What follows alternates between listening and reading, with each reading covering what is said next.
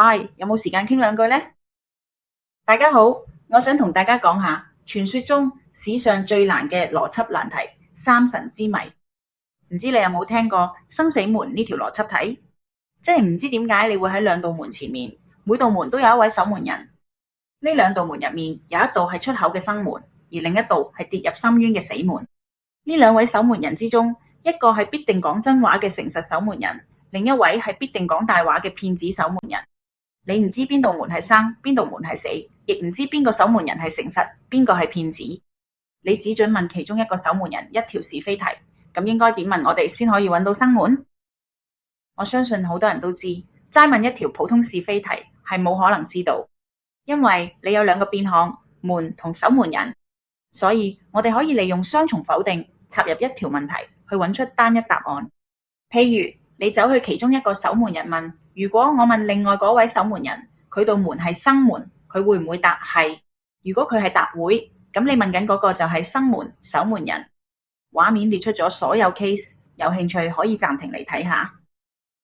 三神之謎就正正係類似生死門呢類邏輯，但話晒號稱史上最難，就當然唔會咁容易，因為佢會加入一個亂答問題嘅守門人，仲要加埋語言障礙，令難度提升到極限。今日我哋一齊傾下咩係三神之謎，點解會係史上最難？邊個咁得閒諗出嚟？究竟點樣先可以成功解到？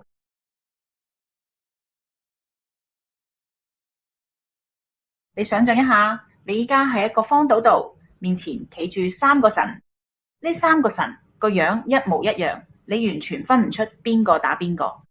但係你知道呢三位神明分別係真話神、假話神同埋隨機神。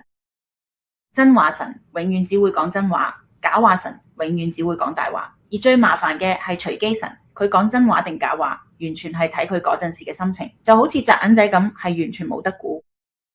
依家你有3個機會向佢哋發問，每次只可以問其中一位神一個是非題。你嘅目標係要通過呢3個問題，分清楚邊個係真話神，邊個係假話神，同埋邊個係隨機神。聽落好似生死門，但呢條題目加咗2個極度變態嘅限制。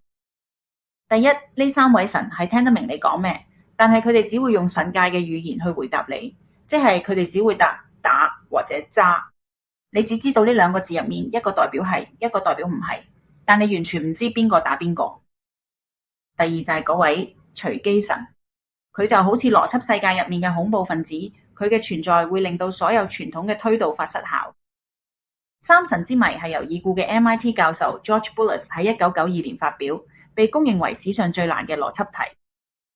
Boulos 本人係一個非常有魅力嘅學者，佢係一個邏輯學大師，亦都係研究著名邏輯學家哥德爾 Kurt Gödel 嘅權威。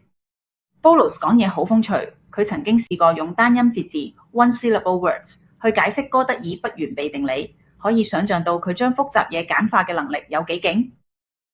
但係呢條三神之謎，佢係反其道而行，佢將原本由邏輯謎題教父 Raymond Smullyan 創作嘅基礎題目，加上咗打、揸同埋隨機神呢2個變數，令到難度幾何級上升。好多人第一次聽到呢條題目，第一個反應都係點可能啊？你連個字係咩意思都唔知，你點樣去判斷佢講真定講假？再加埋個隨機神，如果問到隨機神，佢亂咁答，我咪浪費咗一個寶貴嘅機會？冇錯，呢條題目之所以難，係因為佢要求你喺極度混亂 entropy 嘅環境入面，夾硬創造出秩序。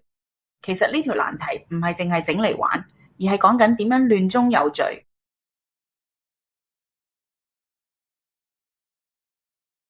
首先，我哋要處理最令人頭痛嘅打、揸不分嘅問題。如果我哋問一個神2加2係唔係等於4，佢答打，我依然唔知打係代表係定唔係。如果打係，咁佢就係講真話；如果打係唔係，咁佢就係講緊假話。你會發現單純問事實係冇用嘅，因為事實同語言代碼扣埋咗一齊，你解唔開其中一個，就拎唔到另外一個資訊。不過邏輯學家好聰明，佢哋發現咗一種嵌入式問題 （embedded question） 嘅問法，即係好似我哋加入雙重否定係生死門嗰條問題，可以一次過解決真假同埋翻譯嘅問題。我哋可以咁樣設計問題：如果我問你2加2係唔係等於4，你係咪會答我打？假設打代表係，揸代表唔係。如果你問緊嘅係真話神，佢心入面知道2加2等於4係，而佢會用打嚟表達，所以佢對你會唔會答我打呢個問題嘅回答係，即係打。如果你問緊嘅係假話神，佢心入面知道2加2等於4係，但佢會講大話，話唔係揸。依家你問佢，你會唔會答我打？佢深知佢其實會答揸，所以會唔會答打呢件事本質上係唔係，但係因為佢係假話神，佢要對呢個唔係再講一次大話，唔係嘅大話就係，所以佢都會答你打。你有冇發現，無論你問緊嗰個係真話神定假話神，只要打代表係，佢哋都會答你打。咁如果倒轉，打代表唔係，而揸代表係，咁會點？如果你問真話神2加2係咪等於4，係正確嘅，所以即係詐。但你係問緊佢係咪會答打，咁真話神梗係話唔係，所以會答打。如果你問假話神2加2係咪等於4，係正確嘅，佢要講大話，所以係打。咁係咪會答打？呢個問題佢又係要講多一次大話，即係要答打。呢個就係解開呢條題目嘅核心鑰匙，將會喺之後解題時用到。我暫時稱佢做萬能鑰匙。當你用如果我問你 X， 你會唔會答我打呢種結構去問問題嘅時候，當 X 係真嘅，你得到嘅答案一定係打；當 X 係假嘅，你得到嘅答案一定係揸。最重要嘅係，你完全唔需要理會打到底係代表係定唔係，亦都唔需要理會你對面嗰個係真話神定假話神。呢個技巧叫雙重否定消去 （double negation elimination）。佢成功將語言嘅未知同埋身份嘅未知真定假抵消咗。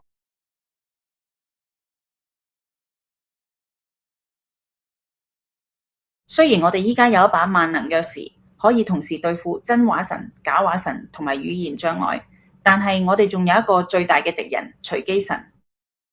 隨機神係最無賴嘅。波羅喺題目入面寫明，隨機神嘅回答取決於佢腦入面嗰個隨機銀仔。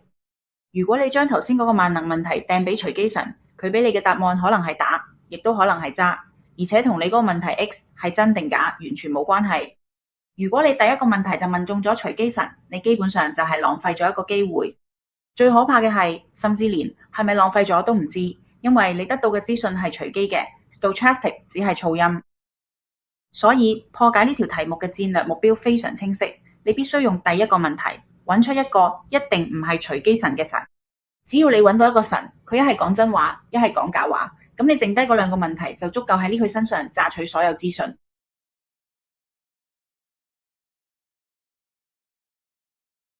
我哋先命名三神做 A 神、B 神同埋 C 神。我哋決定先走去問 B 神，關於 A 神嘅身份。我哋問，如果我問你 A 神係咪隨機神，你會唔會答我打？呢度係全條題目最精妙嘅地方。情況一， B 神唔係隨機神，佢一係真話神，一係假話神。用翻我哋之前嘅萬能鑰匙推論，如果 B 神答打，代表 A 神係咪隨機神？係真嘅，即係 A 神係隨機神。咁 C 神就係真話神或者假話神。如果 B 神答揸，代表 A 神係咪隨機神？係錯嘅，即係 A 神唔係隨機神。換言之 ，C 神就會係隨機神。無論 B 神答咩，只要 B 神本身唔係隨機神，你都可以100%鎖定 A 或者 C 其中一個唔係隨機神。情況二， B 神係隨機神，咁 A 同 C 就一定唔係隨機神。呢個時候，其實 B 神亂咁答、打或者揸都已經唔重要。因為如果佢亂答咗打，你根據翻情況一嘅邏輯，會認為 C 神唔係隨機神，而事實又真係 C 神唔係隨機神。佢亂答揸都一樣，又會根據情況一嘅邏輯，會認為 A 神唔係隨機，又確實符合事實。呢個就係最厲害嘅重點，係無論 B 神係咩身份，真話、假話、隨機，亦都無論佢答咩、打、揸，你喺問完呢個問題之後，就一定可以掌握到一個神，保證唔係隨機神。呢個就係邏輯學入面嘅窮舉法，配合結構性提問。之後我就只要去揾保證唔係隨機神嗰個就可以解決問題。總括嚟講， B 神答打就係去揾 C 神， B 神答揸就係去揾 A 神。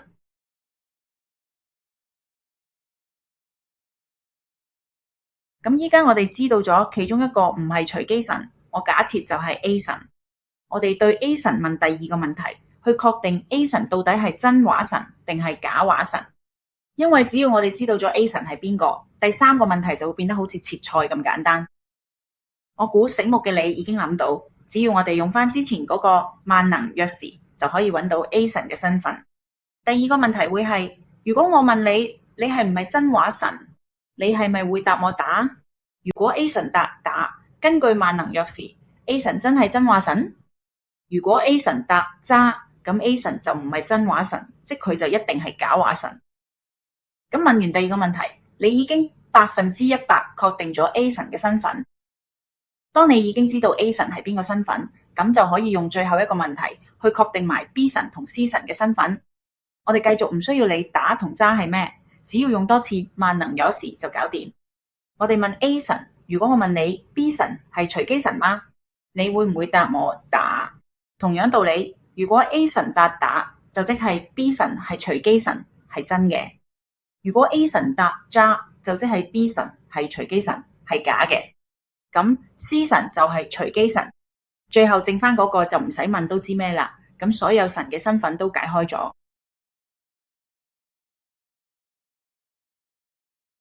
之前講過，三神之謎唔係淨係努力鍛鍊，其實從中可以學到嘢。第一，隔離噪音資訊。喺解題嘅過程入面，我哋第一步做嘅係排除隨機神，即係帶嚟混亂嗰個。喺現實世界，我哋每日都接收到無數資訊，有真嘅，有假嘅，亦都有好多係完全冇意義嘅隨機噪音。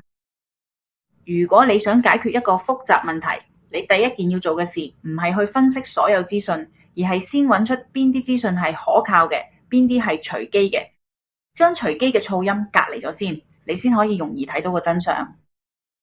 第二，結構化觀察。